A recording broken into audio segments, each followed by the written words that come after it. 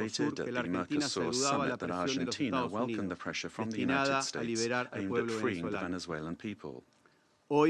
Today, the international community faces a new scenario that poses a dual challenge: to support a genuine democratic transition in Venezuela and to contribute to the lasting restoration of peace and security in our region. Faced with both challenges, the Argentine Republic stands ready and willing to cooperate. We reaffirm our firm commitment to the full restoration of institutional normalcy and the rule of law in Venezuela, always safeguarding the freedom, human dignity and prosperity of the brotherly Venezuelan people, as well as our determination to continue fighting against the scourge of narco-terrorism and those who contribute to its financing. The process that begins today requires the firm and coordinated commitment of all those countries that have accompanied the Venezuelan people in their long struggle, so that Venezuela can leave behind more than 2 decades of political, humanitarian, and social crisis, and can finally be reunited with freedom, democracy, respect for human rights, and economic prosperity.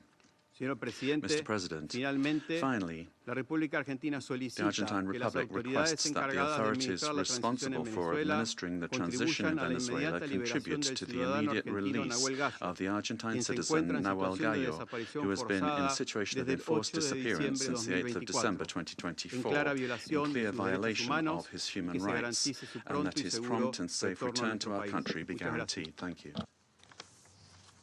I thank the representative of Argentina and now give the floor to the representative of Chile. Thank you, Mr. President. Chile would like to thank Somalia for convening this informational briefing under the item Threats to International Peace and Security. We'd also like to thank Madam Rosemary DiCarlo, USG for Political and Peacebuilding Affairs, as well as the briefings from Mr. Jeffrey Sachs and Ms. Mercedes de Freitas. President, Chile would like to express our deep concern and firm condemnation of the unilateral military action taken by the United States in the territory of the Bolivarian Republic of Venezuela. We also reiterate consistently our firm commitment to respect for international law, sovereignty and territorial integrity of states, and the peaceful settlement of disputes, the prohibition of the threat or the use of the threat of force, and full respect for human rights. These affirmations are accepted by the majority, and they must maintain their importance in order to preserve international peace and security. We said this on the 23rd of December when we took the floor, and we reiterate this today. Chile does not recognize the Maduro regime, but serious violations of human rights being faced by Venezuela do not have a military solution. They can only be addressed through peaceful, gradual, and inclusive measures that will take into account the legitimate aspirations of the Venezuelan people. Respect for international law does not allow for exceptions, including when it comes to addressing the illegitimacy of a president. Problems must always be solved within the normative framework that we have provided for ourselves as nations. The future of Venezuela must include free elections, citizen participation, and international assistance, and not with actions that could create dangerous precedents or escalate tensions in the region with serious consequences for the population. Chile, as a witness of history and based on our own experience with the loss of democracy, where there was foreign interference that caused extreme damage and pain for the Chilean people, we were able to recover our democracy through a transitional process that was carried out with the assistance of the international community, the strength of organized citizens, and through our institutions. Mr. President, Chile would like also to underscore the urgent need to continue with coordinated efforts multilaterally to address transnational organized crime, and we're also convinced that Latin America and the Caribbean must continue to be a zone of peace, because that zone of peace not only serves Latin America and the Caribbean, but the entire world. An armed conflict will have devastating humanitarian consequences in Venezuela and in the region. It will worsen the suffering of the civilian population and worsen even further the displacement, insecurity, and vulnerability aspects of the situation. We reiterate that any differences must be dealt with exclusively through peaceful means, in strict respect for international law, the sovereignty of states, and the prohibition of the use or the threat of the use of force. As was recently indicated by the heads of state of Brazil, Chile, Mexico, Uruguay, and Spain, we express our concern with regard to any attempt to control government administration or foreign ownership of strategic assets. This would be against international law and would threaten the political, economic, and social stability of the region.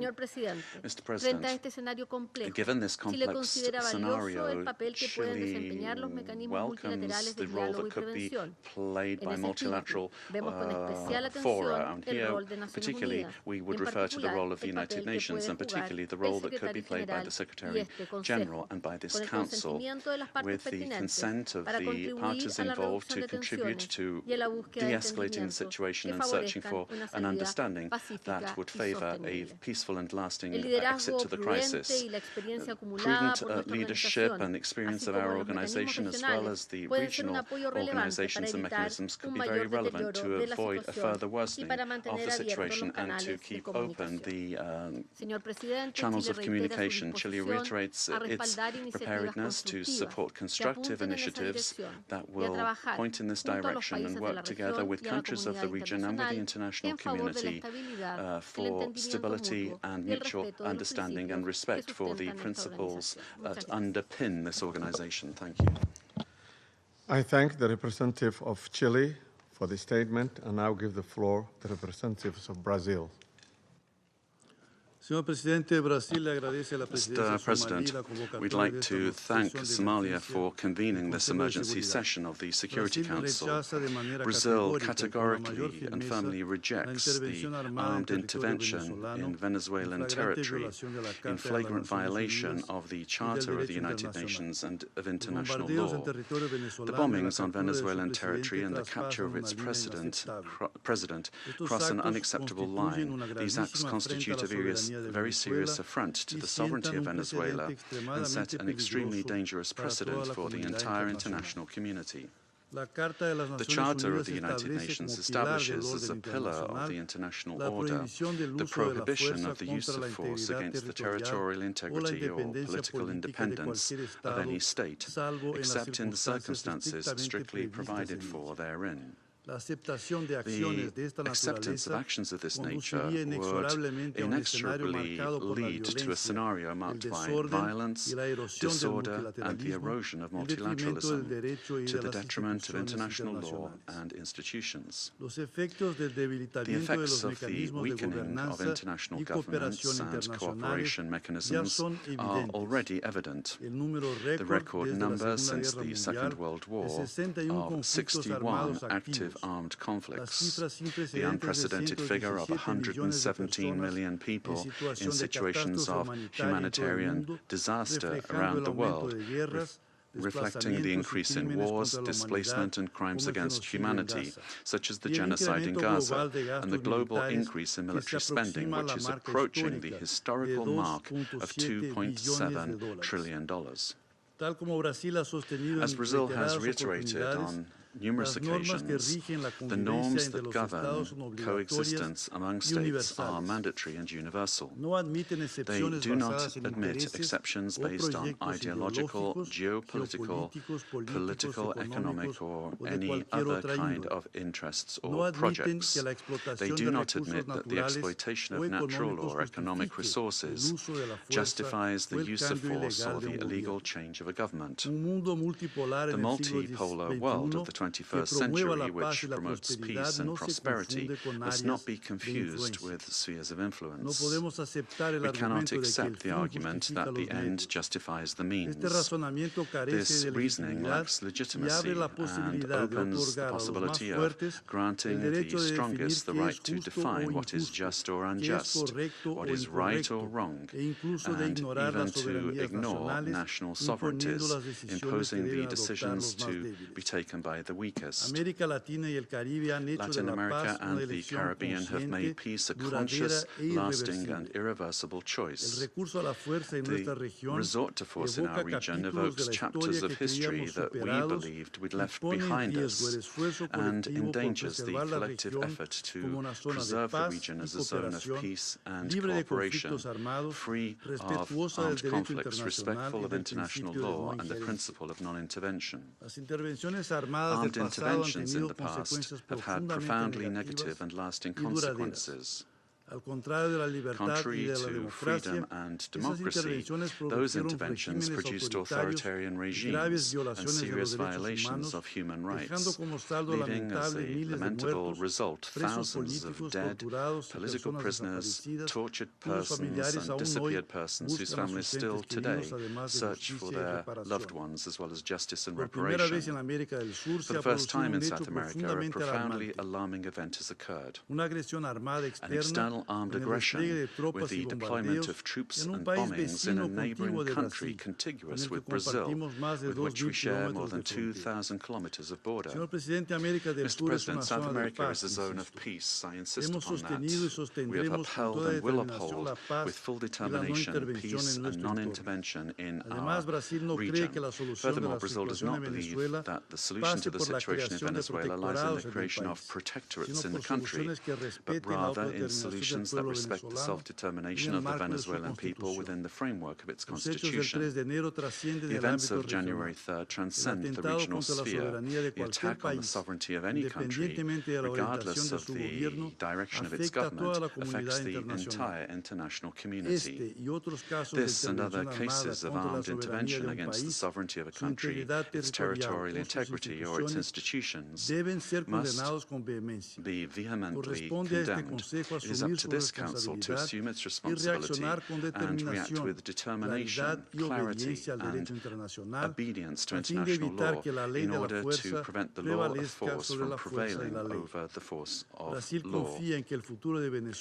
Brazil trusts that the future of Venezuela will be built by the Venezuelan people through dialogue, without external interference, and within the framework of international law. Thank you. I thank the representative of Brazil for the statement and now give the floor to the representative of Mexico.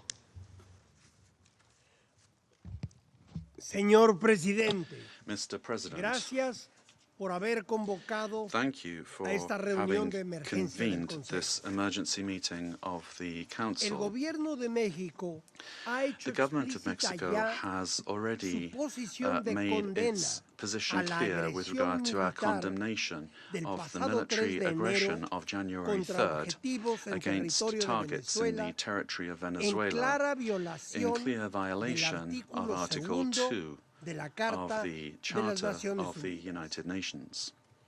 Estas acciones These no actions deben must not permitirse, be pues allowed, constituyen as they un severo constitute golpe a severe a blow la Carta to the y al Charter multilateralismo. and to multilateralism. México quisiera Mexico would precisar like to los clarify the siguientes following 4 points. puntos. 4 points. Número 1. La Number 1, proscripción the de la prohibition amenaza of the threat y el uso de la or fuerza the use of contra la force soberanía, against the la sovereignty, integridad territorial territorial integrity, o la or independencia political política independence de todo of Estado any state es el is fundamento the del derecho foundation internacional, of international law, sin importar el regardless of país the o el country gobierno de que or se the trate. government involved. 2. La 2. retórica que apunta Rhetoric hacia un pointing escalamiento towards the o escalation or expansión de las expansion acciones of militares, military actions, incluidos otros including países de to nuestra other región, countries in our region, amenaza la threatens estabilidad regional regional. stability. 3. 3. El Consejo de The Seguridad Security Council tiene la has the responsabilidad responsibility y sobre todo and, above la all, it has the obligación de obligation actuar de to manera act decisiva decisively y sin and dobles without estándares double ante standards violaciones in graves a la face of Carta serious y para violations of restablecer the Charter la paz y la and seguridad to restore international internacionales peace and en security estricto in apego strict adherence a lo to the dispuesto en provisions su artículo of Article 24 24 y and observando observing el Article artículo 27, 27.3. inciso 3.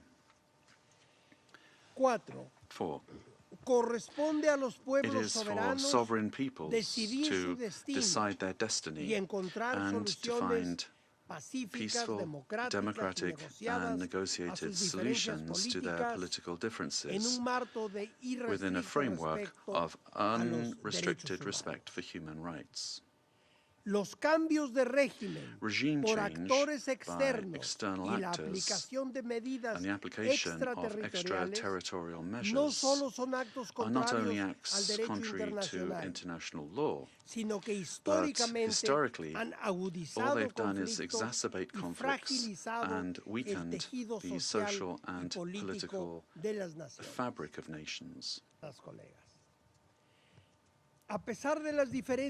Despite the political differences among our governments, Latin America and the Caribbean has been forged as a zone of peace.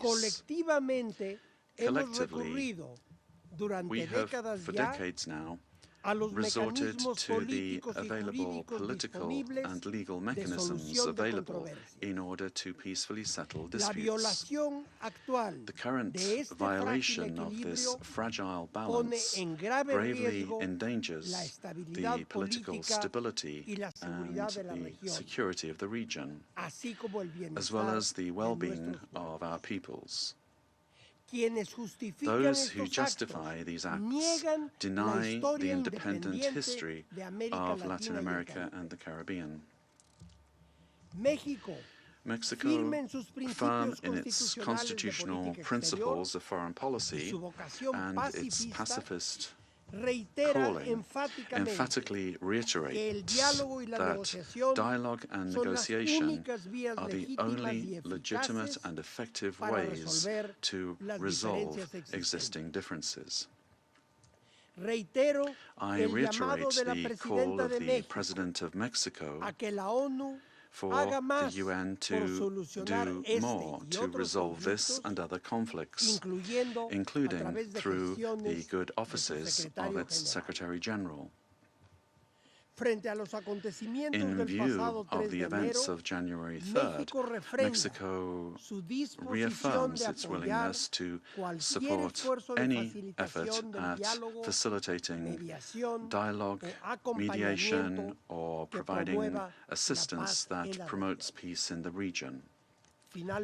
Finally, we cannot overlook the fact that this session of the Council has been held only now, when what we face is a serious situation that puts international peace and security at risk.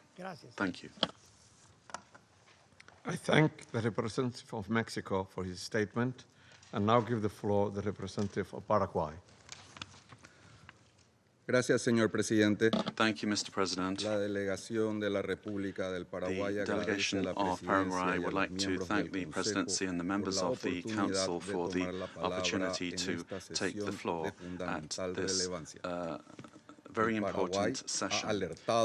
Sobre la deriva insostenible de Venezuela bajo el mando de Nicolás Maduro. The situation with regard to Venezuela under President Maduro and the Cartel de los Soles and the criminal organization that was formally declared as such by our national authorities, and his continued presence was a threat to the region. The exit of the leader of that terrorist organization should immediately lead to the restoration of democracy and to the rule of law in Venezuela, making it possible for the popular will expressed at the ballot box will be the foundation for reconstruction in Venezuela. We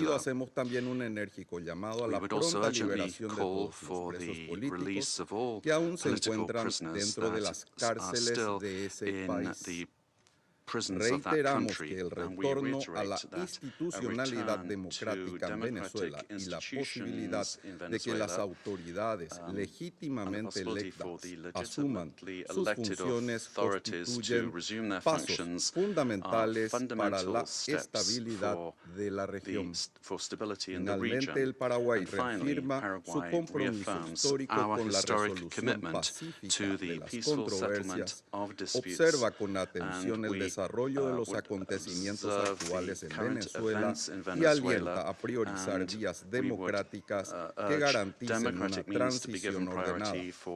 Nuestro compromiso es y seguirá siendo con los principios democráticos del Estado de Derecho y la paz social. Muchas gracias, señor presidente. Thank you very much, Mr. President.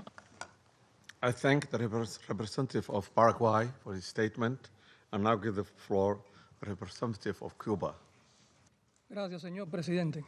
Thank you, Mr. President. Mr. President, Cuba aligns itself with the statement to be delivered by Eritrea on behalf of the group of friends of the United Nations and Uganda on behalf of the non-aligned movement. Since September of last year, Cuba has been denouncing the hegemonic and criminal plans of the United States and its aggressive projection against Venezuela and the region. We have clearly been exposed to the serious and unpredictable consequences of the irresponsible conduct of the U.S. government for the political, social, and economic stability of Latin America and the Caribbean, and more generally, for international peace and stability. On the 23rd of December, in this very body, we set out the sequence and escalation of actions carried out by the United States with the aim of overthrowing by force the legitimate and constitutional government of Venezuela and destroying the civic and military union. The United States resorted to various maneuvers to materialize its plans for domination, including vile extrajudicial executions and acts of piracy, maritime terrorism against oil tankers and their crews in international waters of the Caribbean Sea, as well as the imposition of an illegal naval blockade against Venezuela and the politically motivated designation of its legitimate government as a foreign terrorist organization. Previously, it had subjected that country to prolonged unilateral coercive measures, economic asphyxiation, smear campaigns, and attacks against some of its important institutions, exposing it to a cruel psychological war. With absolute disrespect for the Charter of the United Nations and international law, including relevant resolutions adopted by this Council and by the General Assembly, on January the 3rd, United States military forces attacked Venezuela with total brutality and treachery, and in an unacceptable and barbaric act kidnapped its legitimate president, Nicolas Maduro, and his companion Celia Flores. Cuba condemns in the strongest terms the military aggression of the United States against Venezuela, while categorically reiterating its absolute support and solidarity with the Venezuelan people, and joins the demand that the government of the United States release the constitutional president, Nicolas Maduro Moros, and his companion Celia Flores.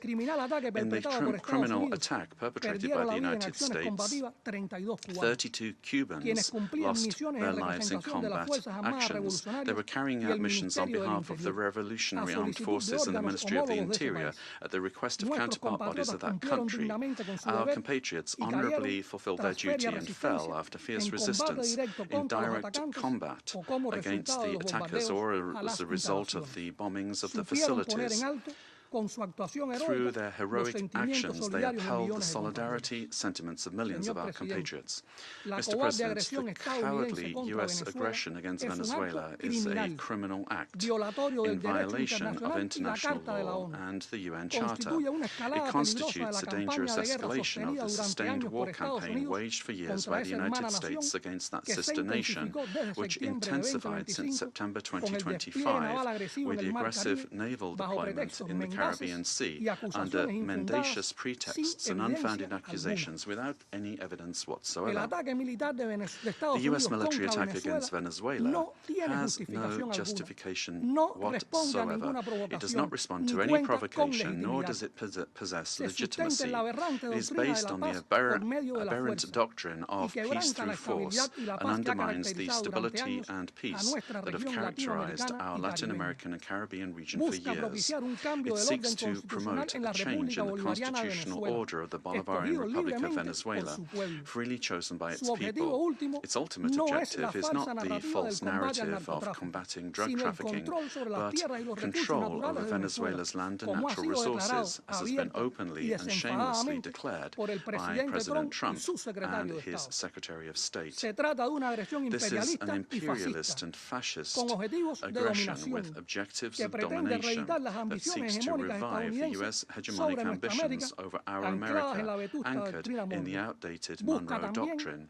It also seeks to intimidate and subjugate the governments of Latin America and the Caribbean. Cuba calls for an urgent reaction from the international community against this criminal attack on Venezuela, a peaceful nation that does not attack the United States or any other country. We call on all governments, parliaments, social movements, and peoples of the world to condemn the U.S. military aggression against Venezuela and to confront this act of state terrorism that threatens international peace and security and seeks to impose a new doctrine of U.S. imperialist domination in Latin America and the Caribbean and in the world. Mr. President, the recent statements about imperialist plans to steer Venezuela toward a supposed safe, appropriate and prudent transition are totally unacceptable. In the U.S.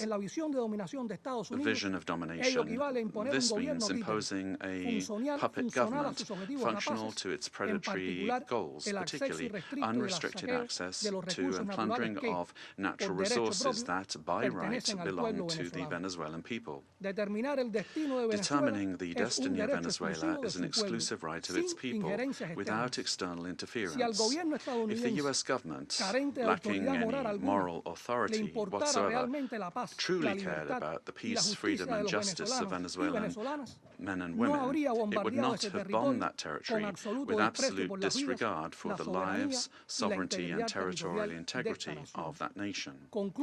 I conclude by reaffirming our unwavering adherence to the proclamation of Latin America and the Caribbean as a zone of peace, and by calling for action with the firmness and determination that current circumstances demand, always in defense of international law and of a future of peace for all the peoples of our America and of the world. Thank you. I thank the representative of Cuba for the statement and now give the floor to the representative of Nicaragua. Muchas gracias, señor presidente. Thank you very much, Mr. President. Latin America and the Caribbean is a zone of peace, declared by the Community of Latin American and Caribbean States, CELAC, on behalf of all of the peoples and governments of our region. This zone of peace must be fully respected by all governments of the world without exception, and in particular by the members of this Security Council responsible for international peace and security. This decision, these desires and aspirations of our peoples are a noble contribution to world peace, to international law, and to the United Nations Charter. Señor Presidente, Nicaragua respalda lo expresado por la presidenta interina de Venezuela, Delcy Rodríguez, que pide la liberación inmediata del presidente constitucional y legítimo de Venezuela, Nicolás Maduro Moros, y la primera combatiente de la patria, Cilia Flores. Todos los Estados miembros de Naciones Unidas tenemos el deber de respetar el derecho internacional, el espíritu, los propósitos y principios de la Carta de Naciones Unidas, el derecho a la soberanía, autodeterminación, integridad territorial de los Estados, la no injerencia, la convivencia pacífica. El pueblo venezolano es el pueblo digno de Bolívar, de Chávez, de Maduro, e históricamente indoblegable que defiende su soberanía y su derecho a la paz. Nicaragua siempre estará con Venezuela. La paz ha sido profundamente herida y la familia humana, la comunidad de naciones, los pueblos del mundo, urgimos que se reinstale como absoluto reflejo de la dignidad de todos los pueblos. Muchas gracias. Respect the dignity of all peoples. Thank you. I thank the representative of Nicaragua for the statement, and now give the floor to the representative of Trinidad and Tobago. Thank you, Mr. President. The delegation of Trinidad and Tobago thanks the Security Council for convening this urgent meeting following the recent developments in the Bolivarian Republic of Venezuela. My delegation addresses this council today as a Caribbean nation, a neighbor of Venezuela, and a long-standing advocate for peaceful coexistence and the rule of law. The government of Trinidad and Tobago has taken note of the military operations undertaken by the United States in Venezuela. We remain committed to cooperative efforts led by the United States to disrupt and dismantle networks that enable transnational crime across the Americas, whose activities have had debilitating effects on the security and stability of the region. Trinidad and Tobago remains steadfast in its support of the United States of America's initiatives that strengthen regional security, reinforce the rule of law, and safeguard the well-being of our societies, the Americas. The government of Trinidad and Tobago, while valuing its long-standing and robust partnership with the United States, remains equally committed to maintaining a constructive and respectful relationship with the Bolivarian Republic of Venezuela, and continues to uphold peaceful relations with the people of Venezuela. The delegation of Trinidad and Tobago wishes to underscore its long-standing relationship with both the United States and Venezuela, and stands ready to work collaboratively with all partners who share the aspiration of a safer, more prosperous and stable hemisphere. Mr. President, I thank you.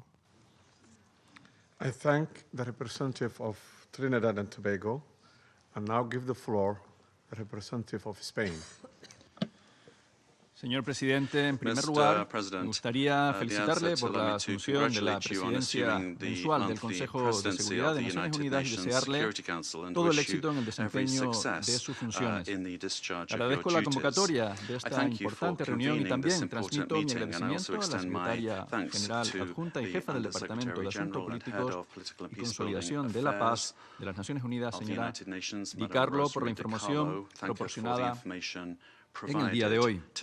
España expresa su profunda preocupación por lo ocurrido en Venezuela, que, como ha señalado el secretario general de Naciones Unidas, constituye un precedente muy preocupante con implicaciones para la región y para el mundo. El respeto a los principios de la Carta de Naciones Unidas, en particular a la soberanía e integridad territorial de los Estados y a la prohibición del uso y amenaza de la fuerza, es indispensable para garantizar la convivencia internacional.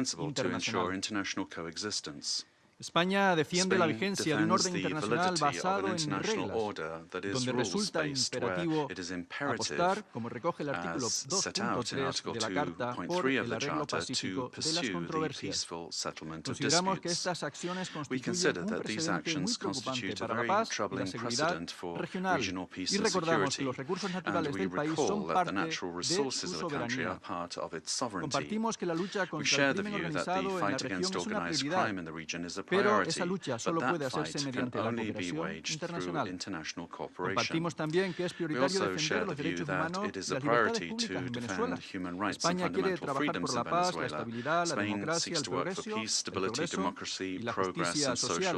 Y eso no puede venir impuesto por la fuerza. Eso solo puede venir a través de un diálogo extenso entre venezolanos, con una solución venezolana pacífica y democrática, que sea la voz del pueblo venezolano la que marque el destino de Venezuela Venezuela. determines the destiny of España no Venezuela. reconoció el resultado de las Spain últimas did not elecciones celebradas recognize the en Venezuela results en of the julio most de recent elections 2024 held in y ha Venezuela sido in July contundente su condena de cualquier 2024 violación y and has been amenaza a los derechos unequivocal in humanos. condemning any Ha violations dado and threats to protección a human aquellos líderes rights. opositores We que have han sido provided perseguidos protection y ha to mostrado opposition un firme leaders who have rechazo been a cualquier persecuted conducta and have expressed antidemocrática y firm abuso rejection contra la of any ciudadanía. undemocratic conduct Pero esta and condena abuses solo against puede the ejercerse desde citizenry. el respeto But a la such legalidad condemnation can only be internacional. exercised with full respect for España international law. trabajará por unir a los Spain venezolanos will work to unite y venezolanas Venezuelans, y apuesta por men el and diálogo y la women, paz, and porque is la fuerza committed to dialogue jamás and peace because trae force más never democracia. brings Gracias, more señor democracy. presidente. Thank you, Mr. President. I thank the representative of Spain, and I now give the floor to the representative of South Africa. Thank you, Mr. President. We wish to congratulate the Federal Republic of Somalia for assuming the rotating presidency of the United Nations Security Council for the month of January, and wish you and your delegation all the best in the execution of your responsibilities. We also wish to thank you for convening this debate and affording all UN member states to participate, because the situation in Venezuela concerns all UN member states, given its implications for the credibility of the UN Charter and international law. Mr. President, integral to the maintenance of international peace and security since the establishment of the United Nations is the understanding that no nation can claim to be legally or morally superior to another. We are all nations born out of different histories and contexts, ascribing to the common values and principles enshrined in the Charter of the United Nations. Chief amongst these principles is the sovereign equality of all its members. By signing the Charter, we have all committed to settle our international disputes by peaceful means in such a manner that international peace, security, and justice are not endangered. We have also committed to refrain in our foreign relations from the threat or use of force against the territorial integrity or political independence of any state, or in any other manner inconsistent with the purposes and principles of the United Nations. The International Court of Justice has also previously affirmed that international law prohibits the use of force and intervention in another state's affairs. Due to the shortcomings of its predecessor, the League of Nations, the UN was created to prevent countries from resorting to conflict, to settle disputes, and prohibit the use of force unless it is done in a legally prescribed manner. In doing so, the UN has played a pivotal role in ensuring peaceful existence amongst nations, including in ending the colonial subjugation by powerful countries over others, underpinned by respect for the equal rights of nations, large and small, and respect for the principle of equal rights and self-determination of peoples. Joining the organization and committing to its principles afforded protection to many of us, with the supposed assurance that no longer would one nation be seen as inferior to another. Unfortunately, when countries ignore the Charter and act contrary to its central premise, it undermines the credibility of the entire system in which we all undertake our international relations. The stability of the international system depends not only on the respect, but on the consistent application of these established legal norms. We all benefit from a rules-based international order based on international law. When we break those norms, we invite anarchy and an environment where might makes right, ignoring the complexity of interrelations and interdependence in our modern world. Mr. President, the unilateral military strikes carried out by the United States of America against Venezuela and the abduction of President Nicolas Maduro and his spouse from Venezuelan territory for transfer to the United States wantonly violates the sovereignty and territorial integrity and independence of Venezuela. These actions are also in stark contrast to our established legal norms, reinforcing the belief that might is right and undermining diplomacy. History has repeatedly demonstrated that military invasions against sovereign states yield only instability and deepen crises. Unlawful unilateral force of this nature undermines the stability of the international order and the principle of equality among nations. Such use of force also undermines the institutional infrastructure established to regulate relations among nations. We have seen examples of these in Libya, Iraq, and countless cases in Africa where foreign interventions and interference create security crises and undermine national governance institutions cultivated through nuanced and complex national contexts.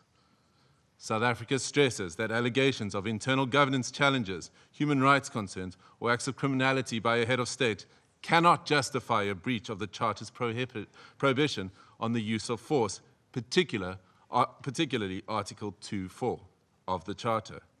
The peaceful resolution of disputes and internal matters must proceed in accordance with international law and through multilateral mechanisms. Additionally, under international law, a state has exclusive jurisdiction over persons and conduct within its own territory. Any enforcement of domestic law, including arrest by one state within the territory of another state without the state's consent, is an unlawful violation of sovereignty. There are recourse mechanisms at the disposal of states to implement international law. This includes taking action by bringing a case before the International Court of Justice or seeking action from the Security Council. We note the statement issued by a group of concerned countries, mainly those in the Latin American region, most affected by the developments in Venezuela, which reiterates that the situation in Venezuela must be resolved exclusively through peaceful means, through dialogue, negotiation, and respect for the will of the Venezuelan people in all its expressions, without external interference and in accordance with international law. Mr. President, each one of our countries, including our peoples, that are members of this organization and that are bound to its charters, have the right to determine our own democratic and political path. This inherent charter-given right to self-determination cannot and should not be abrogated. If we do not stand up for the sovereign rights of any nations or states when they are undermined and wantonly violated, then which one of us are safe or are guaranteed protection by the principles of the Charter and international law? Failure to act decisively against such violations is a tantamount to inviting anarchy and normalizing the use of force and military might as the main form of discourse in international politics. This would be a regression into a world preceding the United Nations, a world that gave us two brutal world wars, and an international system prone to severe structural instability and lawlessness. We cannot afford to proceed into a complex future without the stability and protection afforded by international law. I thank you. I thank the representative of South Africa for his statement, and I now give the floor to the representative of Eritrea. Thank you, Mr. President. Allow me at the onset to congratulate Your Excellency and the government of the Federal Republic of Somalia on assuming the presidency of the Security Council for the month of January. We also extend our congratulations to Bahrain, Colombia, the Democratic Republic of Congo, Liberia, and Latvia on their election to the Security Council. As this is the first Security Council meeting of the year, allow me to pay tribute to the outgoing members, Algeria, Guyana, the Republic of Korea, Sierra Leone, and Slovenia, for their dedicated service and diligent work throughout the tenure of the Council. I read this statement on behalf of the Group of Friends in Defense of the United Nations Charter. The Group of Friends in Defense of the Charter of the United Nations condemns the most unequivocal and categoric manner the act of aggression perpetrated on 3rd January 2026 against the Bolivarian Republic of Venezuela by special forces of the United States of America, which included armed attacks against civilian and military objects in the capital city of Caracas, as well as in various other cities of the Venezuelan territory, and the illegal abduction of the President and First Lady of the Bolivarian Republic of Venezuela, His Excellency Mr. Nicolas Maduro Moros, and Her Excellency Mrs. Celia Flores de Maduro. The member states of the Group of Friends in Defense of the Charter of the United Nations expressed their serious concern at the impact of these series of armed attacks, particularly on civilians and their human rights to life, which have included military assaults with U.S. Special Forces, while emphasizing that such acts constitute a clear breach of international law and of each and every principle governing international relations, including those foreseen in the Charter of the United Nations. The Group of Friends of the Charter of the United Nations reiterates its firm support to the constitutional government of the Bolivarian Republic of Venezuela under the leadership of President Nicolas Maduro Moros, and emphasize the importance of ensuring strict respect for the inviolability of the immunities accorded to heads of states and government under international law, while renewing its unwavering solidarity with the Venezuelan people in their ongoing struggle for defending their homeland, including through the actions it may take within the framework of international law to exercise its inalienable right to self-defense. The member states of the Group of Friends in Defense of the Charter of the United Nations demand for the immediate cessation of all hostilities against the Bolivarian Republic of Venezuela, for the full respect for the sovereignty, territorial integrity, political independence, and inalienable right to self-determination of the Bolivarian Republic of Venezuela, for the immediate return of President Nicolas Maduro and First Lady Celia Flores de Maduro to the Venezuelan national territory, and for those responsible for these acts of aggression to be held accountable. The Group of Friends of the Charter of the United Nations firmly reject the remarks delivered by the President of the United States of America during the afternoon of 3rd January 2026, in which he not only threatened with additional airstrikes against the Venezuelan territory, but also claimed to resolve to occupy and govern the Bolivarian Republic of Venezuela, and to exploit the natural resources and administer the wealth of that sisterly nation in what can only be described as the confession of a clear plan of annexation that foresees, among others, the complete obliteration of the inalienable rights of the Venezuelan people, as well as the fundamental rights of the Venezuelan state as a whole. The member states of the Group of Friends of the Defense of the Charter of the United Nations call on all relevant international bodies, including the Security Council and the General Assembly of the United Nations, to swiftly mobilize in order to uphold the purposes and principles enshrined in the Charter of the United Nations, and to urgently take appropriate measures to avoid further escalation of the situation on the ground, particularly additional acts of aggression against the sovereignty and territorial integrity of the Bolivarian Republic of Venezuela, and preserve both regional and international peace and security. I thank you. I thank the representative of Eritrea for her statement, and I now give the floor to the representative of Islamic Republic of Iran. Thank you. In the name of God, the compassionate and merciful, thank you, Mr. President, for convening this emergency and important meeting. We acknowledge the presence of the Undersecretary General, Ms. DiCarlo, at this meeting and extend our appreciation to Professor Jeffrey Sachs for his informative and insightful briefing. At the outset, I would like to extend my warm congratulations to Somalia on its assumption of the presidency of the Security Council for this month. I also wish to warmly congratulate the newly elected members of the Council, Bahrain, Colombia, Republic of Congo, Latvia, and Liberia on their election. Mr. President, the Islamic Republic of Iran would like to associate itself with the statement delivered by Eritrea on behalf of the Group of Friends in Defense of the Charter of the United Nations, and wishes to make the following remarks in its national capacity. First, the Islamic Republic of Iran condemns in the strongest possible terms the military attack carried out by the United States of America against the Bolivarian Republic of Venezuela. This illegal act constitutes a state terrorism, a manifest violation of Charter of the United Nations, particularly Article 2, Section 4 and Section 7, and peremptory norms of the international law, and amounts to an internationally wrongful act and a full-fledged act of aggression. Such military aggression against an independent member state of the United Nations establishes a serious breach of regional and international peace and security, with far-reaching consequences for the international system as a whole.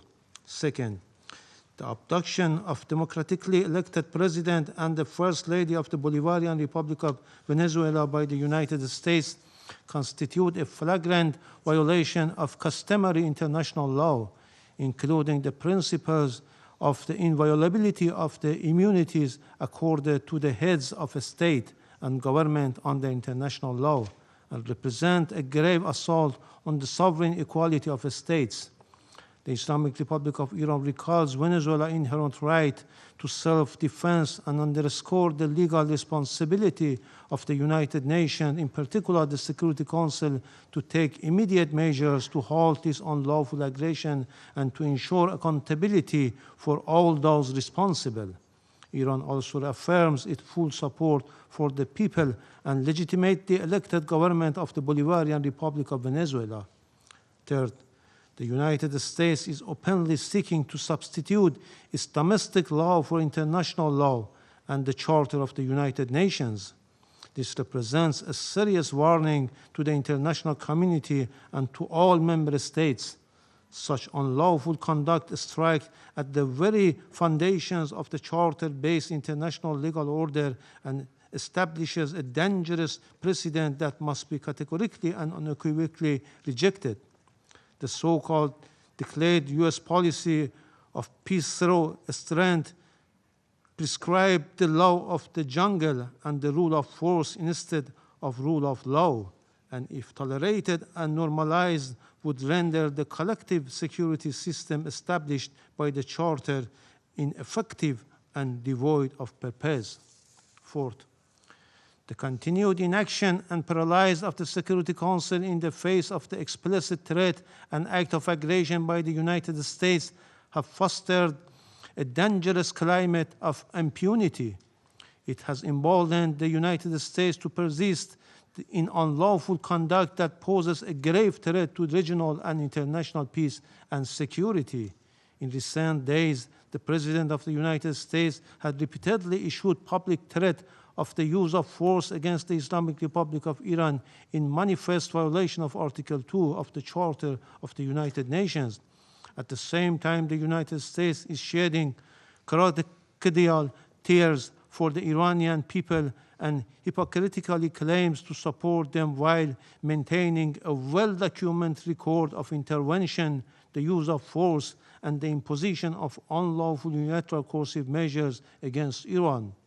This includes its direct political, military, and operational support and involvement for Israeli regime unlawful joint war of aggression against Iran between 13 and 24 June 2025, which resulted in loss of civilian life, attacks on civilian infrastructure, and serious violations of fundamental human rights of the Iranian people. Iran reaffirms its inherent right to defend its sovereignty, territorial integrity, and national security, and to protect its people against any foreign interference. The United States of America will bear full responsibility for consequences arising from its unlawful threats and any ensuing escalation. Finally, we unequivocally reject the baseless allegation and unwarranted reference made to Iran by the representative of the United States at this meeting. The facts on the ground are clear, speak loudly for themselves, and cannot be concealed by political rhetoric or manufactured narrative. I thank you.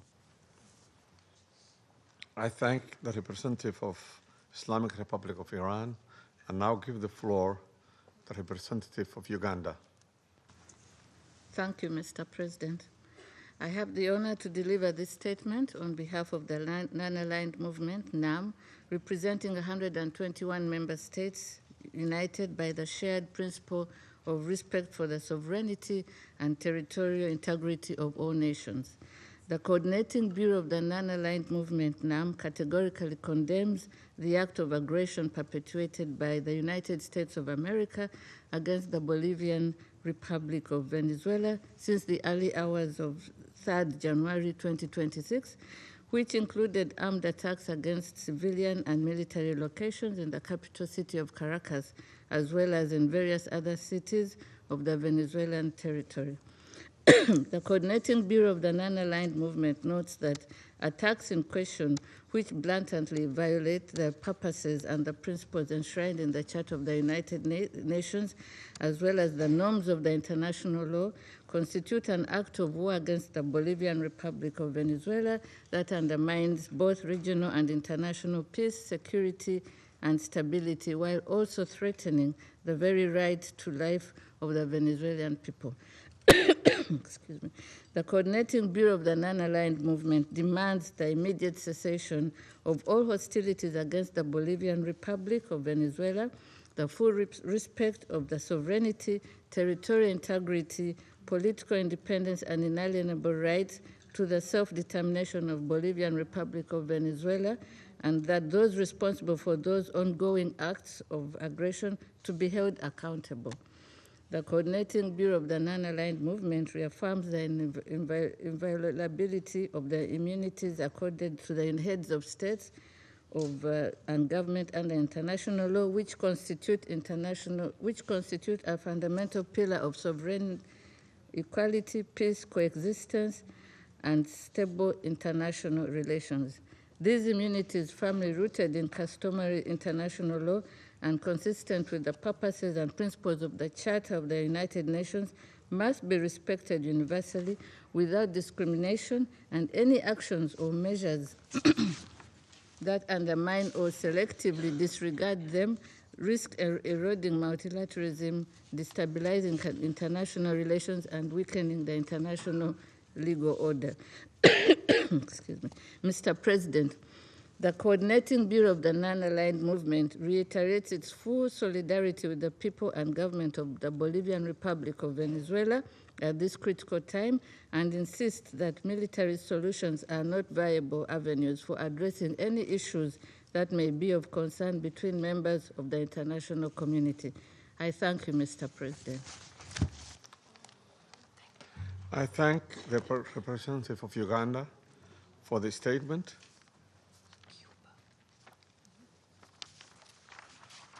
I now give the floor to the representative of Cuba, who has asked for the floor to make a further statement.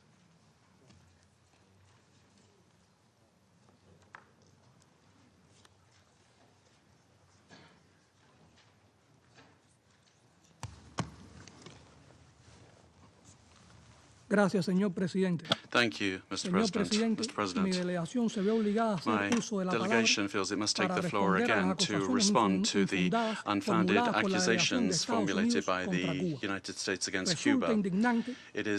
We are indignant that those that have led unilateral aggressions and systematic violations of international law pretend to judge other sovereign states with a totally immoral and irresponsible attitude lacking respect. We fundamentally reject the accusations that Cuba has intelligence assets in Venezuela. These kinds of statements lack any factual base and are a clear attempt to take the eyes of the world off the criminal acts of the United States in the region. Cuba strictly respects the sovereignty, independence, and inalienable right of the Venezuelan people to decide their own destiny, as established by the United Nations Charter. Cooperation between both countries is in multiple spheres, has a legitimate basis, and is based on bilateral agreements signed by both parties, as has been declared by the revolutionary government. The 32 combatants that fell in terrorist acts perpetrated by the United States were in missions of the revolutionary forces at the request of Venezuela. Those patriots were heroic in their action, showing solidarity with millions of Cubans. These accusations attempt to suggest that Cuba is involved in this way in Venezuela. We categorically reject that. Thank you. I thank the representative of Cuba for the statement. There is no more names inscribed on the list of speakers. The meeting is adjourned.